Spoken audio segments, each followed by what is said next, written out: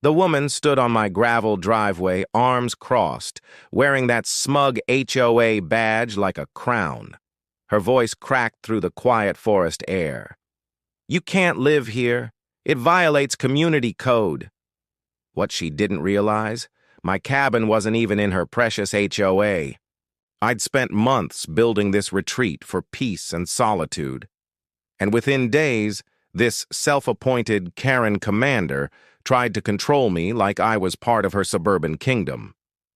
But when the police arrived and read the boundary maps out loud, the look on her face?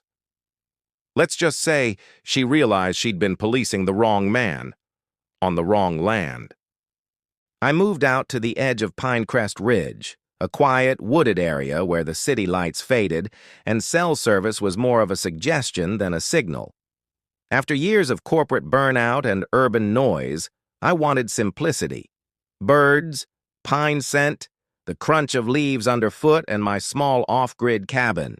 I'd bought my plot outright. 3 acres bordering a dense tree line, with the nearest neighbor half a mile away.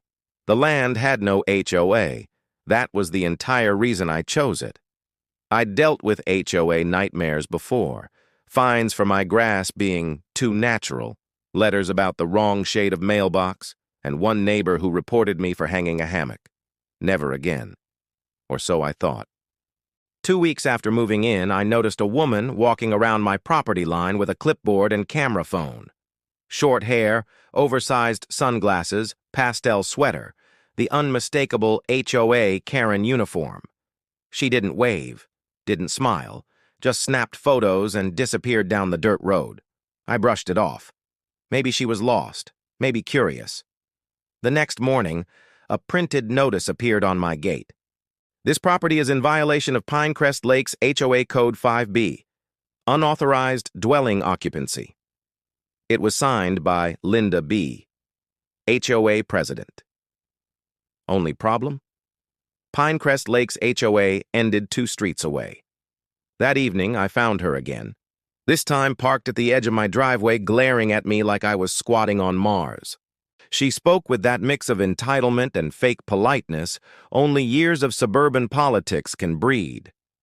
"Sir, I'm going to need you to vacate this cabin until the board approves your residency." I tried explaining, calmly.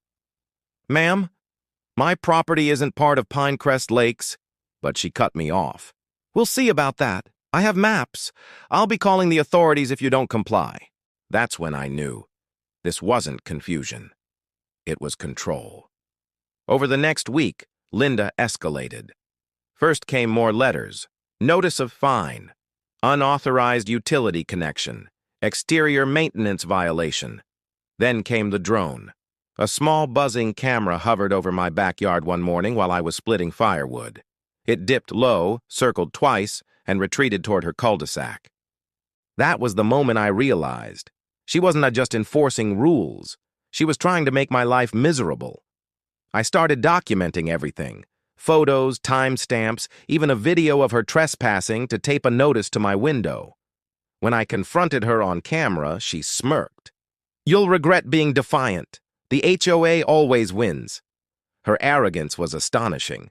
She truly believed she ruled this entire stretch of land, even the areas she didn't own or govern. Then, one morning, I found orange paint marks on my driveway, surveyor lines. She'd apparently ordered a property inspection to confirm boundaries. Except the surveyor she hired accidentally emailed me the report. It clearly stated my land was outside the HOA jurisdiction by nearly 400 feet. I could have ended it there. I could have ignored her. But when I found her shouting at a county inspector, accusing me of illegally living off-grid, I realized she was crossing into harassment. So I made one phone call. Not to the HOA, not to a lawyer, to the sheriff's office. The deputies arrived on a bright Tuesday morning, 2 patrol cars easing down my gravel path, lights off, engines quiet. Linda was already there, waiting with her clipboard, rehearsed fury ready for an audience. She launched into her speech before they even got out of the car. "Officers, this man is living in an unapproved structure. The HOA board demands he vacate immediately or face fines and removal. The younger deputy nodded patiently, then asked, "Ma'am, can you show us where your HOA boundary ends?" She waved dismissively. "This entire area falls under our control. It's all Pinecrest Lakes." He unfolded a county survey map. "Actually, ma'am, it doesn't." He pointed at the thick black line on the map. "Her neighborhood stopped well before the ridge. My property was outside by hundreds of feet." She froze, the color drained from her face. He continued, professional but firm. "This land is privately owned, non-HOA, and he has full right to live here as he pleases. Any further interference will be considered harassment or trespassing." The silence that followed was almost beautiful. Linda tried to recover, stammering about community integrity and zoning harmony. But the deputies had heard enough. One of them actually warned her to leave or face a citation. Her jaw clenched, her clipboard shook, and when she finally turned to stomp back to her SUV, she muttered loud enough for everyone to hear, "This isn't over." But it was, at least for me. In the days that followed, word spread fast. The HOA board held an emergency meeting to discuss jurisdictional misunderstandings, but nothing came of it. A few of her neighbors, tired of her antics, even reached out to apologize. One said, "She's been like this for years. You just stood up to her harder than anyone else did." I learned later that she'd been fined by her own HOA for misuse of authority. Apparently, when you send drones over private property and impersonate law enforcement, it doesn't go unnoticed. My cabin stayed quiet, the forest peaceful. But sometimes, when I sit on the porch at night, I still see her SUV drive slowly past the ridgeline, headlights pausing, like she's hoping to find one more rule to enforce. I just smile. Because the truth is simple. Some people crave control, and when they can't have it, they unravel.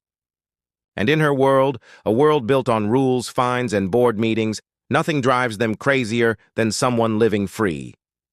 So, what do you think? Should people like HOA Karen lose their positions when they abuse their authority?